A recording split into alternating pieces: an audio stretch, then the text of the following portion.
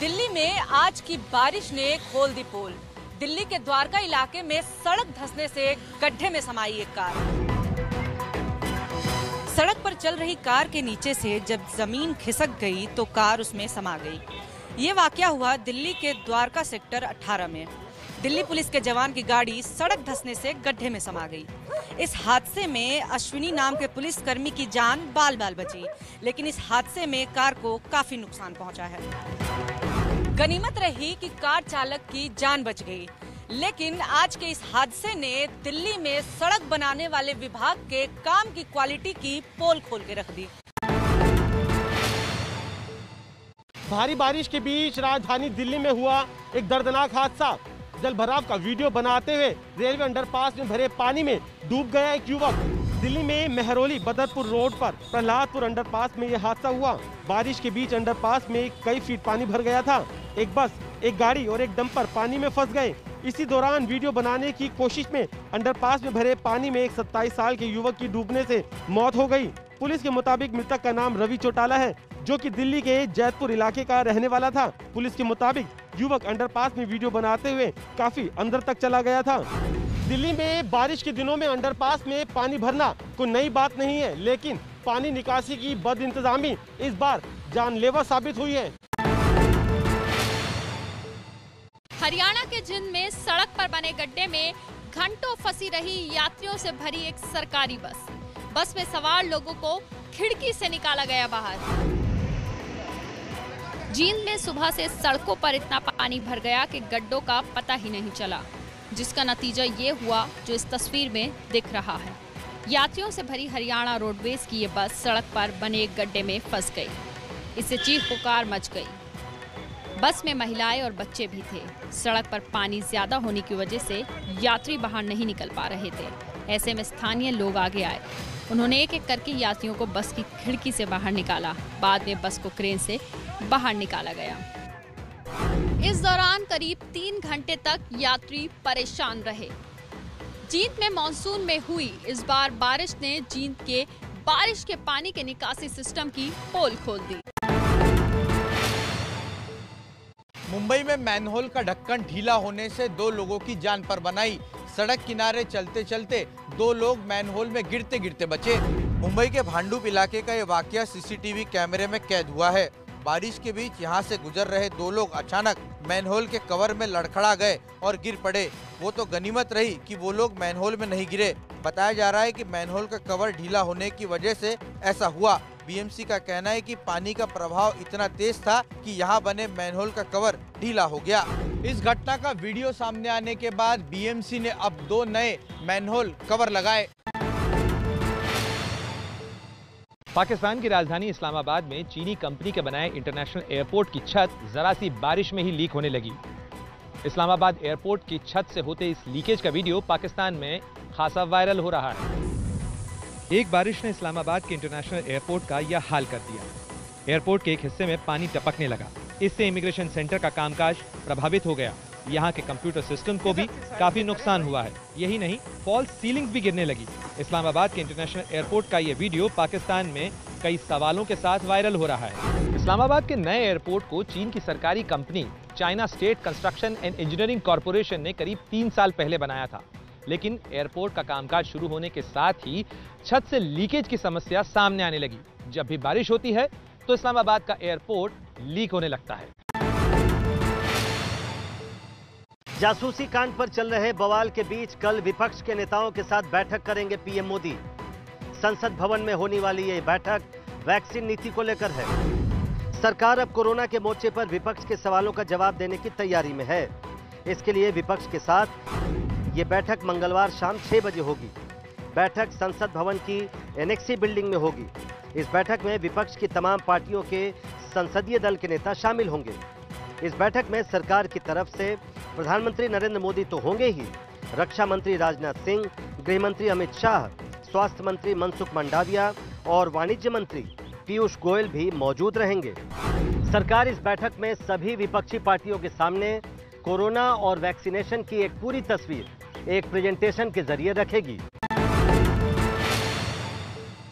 कथित जासूसी कांड में बड़ा बवाल, कांग्रेस का मोदी सरकार पे बड़ा आरोप। कहा मोदी सरकार ने राहुल गांधी की भी कराई जासूसी। पेगासस जासूसी कांड इतना तूल पकड़ गया है कि इस पर बाकायदा कांग्रेस ने प्रेस कॉन्फ्रेंस की, आरोप लगाया कि मोदी सरकार ने राहुल गांधी की भी जासूसी करवाई। श्री राहुल गांधी समेत देश के विपक्षी नेताओं, देश के सम्मानित अलग अलग मीडिया संगठनों के पत्रकारों और संवैधानिक पदों पर बैठे लोगों की जासूसी करवाई। हालांकि जासूसी कांड में संचार मंत्री अश्विनी वैष्णव लोकसभा में सफाई दे चुके हैं, लेकिन कांग्रेस केंद्रीय गृह मंत्री अमित शाह के इस्तीफे और जेपीसी की मांग उठा रही है।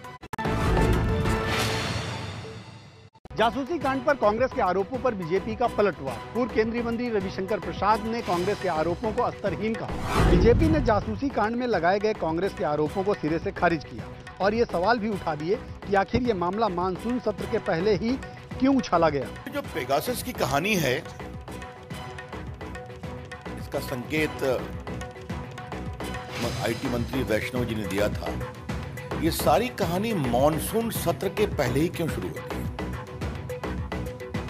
क्या कुछ लोग ये योजनाबद्ध तरीके से लगे हुए थे कि ये कहानी मॉनसून सत्र के पहले ही फोड़नी है ताकि देश में एक नया माहौल बनाया जाए? पूर्व केंद्रीय मंत्री रविशंकर प्रसाद ने जासूसी कांड के पीछे किसी अंतर्राष्ट्रीय साजिश का शक भी जताया।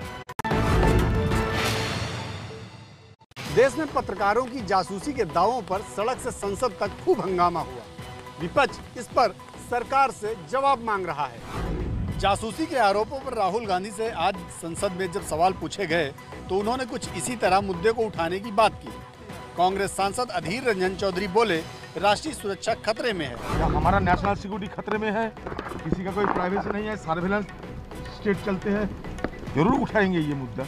तो शिवसेना ने शक जताया है कि मुख्यमंत्री उद्धव ठाकरे का भी फोन टैप हुआ हो सकता है। महाराष्ट्र के मुख्यमंत्री का भी फोन अगर कोई टैप करता होगा तो मुझे आश्चर्य नहीं। सॉफ्टवेयर से पत्रकारों की जासूसी के आरोप ब्रिटेन के एक अखबार की रिपोर्ट में लगाए गए हैं, जिसे केंद्र सरकार ने सिरे से खारिज किया। The press reports have appeared a day before the monsoon session of the parliament. This cannot be a coincidence, honorable speaker, sir. In the past, similar claims were made regarding the use of Pegasus on WhatsApp. Those reports had no factual basis and were categorically denied by all parties, including in the Supreme Court. संसद में PM Modi नए मंत्रियों का परिचय देने खड़े हुए तो विपक्ष ने हंगामा शुरू कर दिया। मोदी ने विपक्ष पर करारा पलटवार किया। पीएम मोदी समेत बाकी मंत्रियों के हाथ में छाते हैं। मोदी संसद के मानसून सत्र के लिए इसी अंदाज में पहुंचे और उम्मीद जताई कि विपक्ष संसद की कार्यवाही में गतिरोध पैदा नहीं करेगा, लेकिन हुआ कुछ ये। माननीय आप वरिष्ठ नेता हैं, सदन की गरिमा और परंपराएं बनाए रखें। महंगाई, वैक्सीन और जासूसी कांड को लेकर हल्ला मचाया। फिर मोदी ने साधा ये निशाना। शायद देश के दलित मंत्री बने, देश की महिला मंत्री बने, देश के ओबीसी मंत्री बने, ये बात कुछ लोगों को राज नहीं आती है और इसलिए उनका परिचय तक नहीं होने देते हैं। लोकसभा में आज विपक्ष के हंगामे की वजह से सदन की कार्यवाही कई बार स्थगित करनी पड़ी। साफ है, विपक्ष मानसून सत्र में सरकार पर बरसने का हर मौका तलाश रहा है। मानसून सत्र के पहले दिन विपक्ष का महंगाई को लेकर संसद में हल्ला बोल। संसद परिसर में साइकिल चलाकर किया विरोध प्रदर्शन। टीएमसी के सांसद आज संसद सत्र के पहले दिन साइकिल से संसद भवन परिसर पहुंचे। पेट्रोल डीजल की महंगी होती कीमतों के विरोध में सांसदों ने साइकिल मार्च निकाला। सांसदों ने महंगाई रोकने की मांग वाला बैनर पहन रखा था। टीएमसी के प्रदर्शन का नेतृत्व सांसद कल्याण बनर्जी ने किया। देश के ज्यादातर शहरों में पेट्रोल की कीमत 100 रुपए के पार है और डीजल की कीमत पर भी महंगाई की मार है। इसी मुद्दे को लेकर विपक्ष सड़क से लेकर संसद तक लगातार विरोध प्रदर्शन कर रहा है। समाजवादी पार्टी के सांसद और यूपी के कैबिनेट मंत्री आजम खान की तबीयत फिर बिगड़ी सीतापुर की जेल से लखनऊ शिफ्ट किए गए। सीतापुर जेल में बंद आजम खान की तबीयत बिगड़ने की सूचना मिलने के बाद पुलिस और प्रशासन की टीम वहां पहुंच गई। एम्बुलेंस बुलाई गई और उसी एम्बुलेंस से आजम खान को लखनऊ के लिए रवाना किया गया। जिला अस्पताल के चिकित्सक आए हुए हैं और जो मेडिकल संबंधी चीज़ें हैं वो बताएंगे। ऑक्सीजन लेवल थोड़ा सा 90 के आसपास है और सीने में थोड़ा सा दर्द की बात बता रहे हैं। अभी 13 जुलाई को ही लखनऊ के अस्पताल से डिस्चार्ज होकर आजम खान को वापस सीतापुर की जेल लाया गया था। आजम खान और उनके बेटे अब्दुल्ला आजम को कोरोना की वजह से 9 मई को सीतापुर से लखनऊ शिफ्ट किया गया था। आजम के बेटे अब्दुल्ला अब तो ठीक हैं, लेकिन आजम की तबीयत एक बार फिर से बिगड़ गई है। पंजाब कांग्रेस की कमान मिलने के बाद से सिद्धू के समर्थक जोश में। खुद सिद्धू भी ताबड़तोड़ कर रहे हैं अपने समर्थकों और पंजाब कांग्रेस के नेताओं से मुलाकात।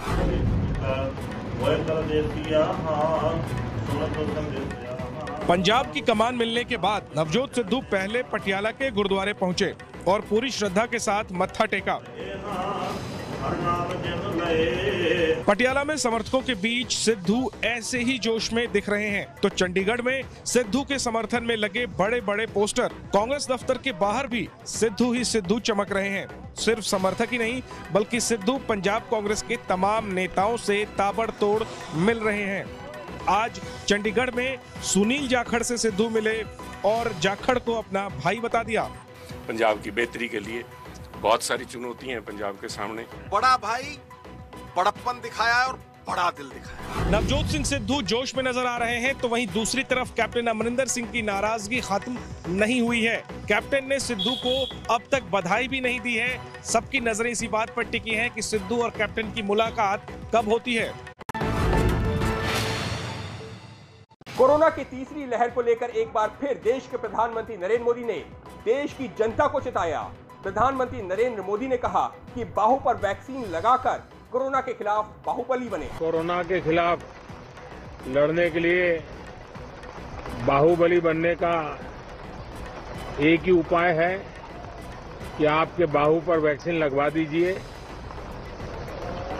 अब तक 40 करोड़ से ज्यादा लोग कोरोना के खिलाफ लड़ाई में बाहुबली बन चुके हैं। प्रधानमंत्री नरेंद्र मोदी ने देश को कोरोना के खतरे से आगाह करते हुए उम्मीद जताई है कि कल शाम संसद भवन में भी कोरोना के मसले पर चर्चा हो सकती है। तेज बारिश के बाद ढह गया ये घर। गुजरात के गिर सोमनाथ जिले में हुए हादसे की तस्वीरें हुई कैमरे में कैद।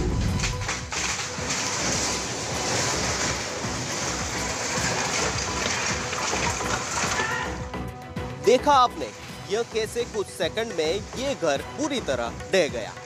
हादसे की ये भयावह तस्वीरें गुजरात के गिर सोमनाथ जिले से आई है। बताया जा रहा है कि इस घर के पास एक निर्माण कार्य चल रहा था, जिसकी वजह से जमीन धंसी और ये हादसा हो गया। घर में 1 दर्जन परिवार रहते थे। हादसे से पहले लोगों ने सतर्कता दिखाई, जिसकी वजह से सभी की जान बच गई है। हादसे के बाद मौके पर रेस्क्यू का काम चल रहा है। गनीमत है कि समय रहते ही ये घर खाली करवा दिया गया था, नहीं तो बहुत बड़ी अनहोनी हो सकती थी। रेगिस्तान का राज्य राजस्थान हुआ पानी पानी। भरतपुर सहित कई जिलों में भारी बारिश के बाद जनजीवन हुआ बेहाल। तस्वीरें राजस्थान के भरतपुर जिले से आई हैं। जिले के बयाना कस्बे के बाजार में भारी बारिश के बाद सड़कें पानी में डूब गई। इसी बारिश के पानी में बहती हुई बाइक दिखी, जिसे लोग बचाते हुए कैमरे में कैद हुए।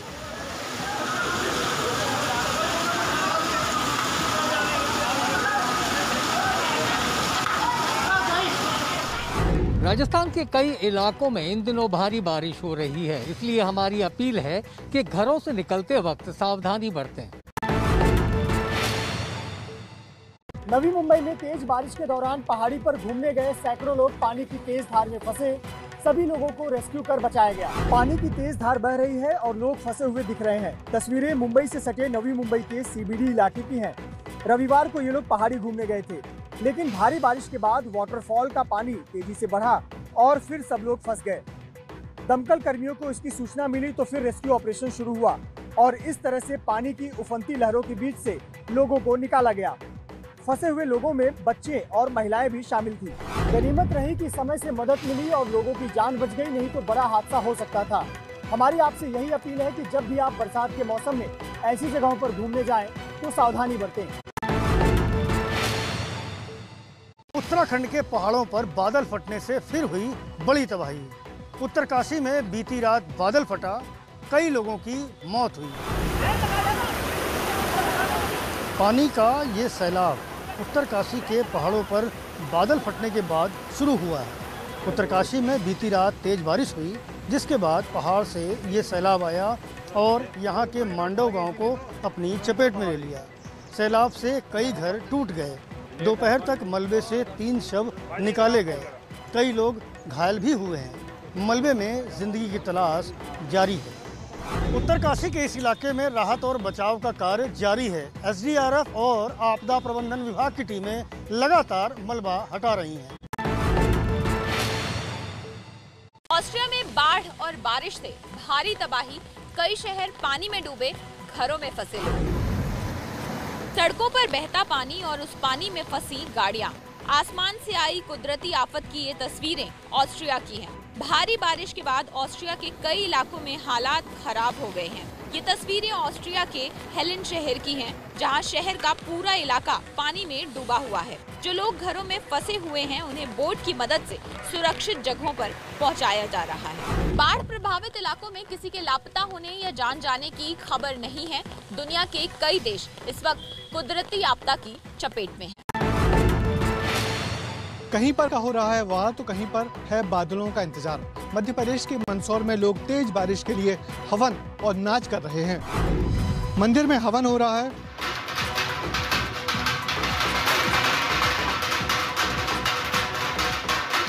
आरती हो रही है और कुछ महिलाएं नाच रही हैं। और ये सब हो रहा है बारिश के लिए। मध्य प्रदेश के मंदसौर का ये इलाका है जहां पर बारिश के बादल मेहरबान ही नहीं हो रहे, इसलिए यहां बारिश करवाने के लिए लोग पुराने रीति रिवाज निभा रहे हैं। उज्जैनी परंपरा के मुताबिक घर के बाहर चूल्हे जलाए गए और उन पर खाना बनाया गया। मध्य प्रदेश के 35 से ज्यादा जिलों में लंबे समय से बारिश नहीं हुई है, जिसके चलते सूखे का संकट गहरा गया है। किसान और आम आदमी दोनों इस बारिश की लंबी खेंच से परेशान हैं।